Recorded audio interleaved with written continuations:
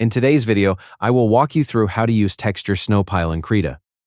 To use Texture Snowpile, select the Brush tool by pressing B on your keyboard. Then open the Brush Presets docker, usually located on the right side of the Krita interface. In the search box, type Texture Snowpile. Once the Texture Snowpile brush preset appears, click it to select the brush.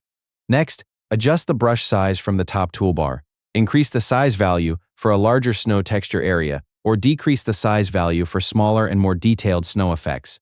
The Texture Snowpile brush in Krita is useful for creating snow textures, snow-covered surfaces, and soft-piled snow effects. It is a good choice when creating winter scenes, snowy environments, icy landscapes, or adding natural snow details to artwork. Use a larger brush size when covering bigger areas with snow texture, and use a smaller brush size when adding fine snow details and precise effects.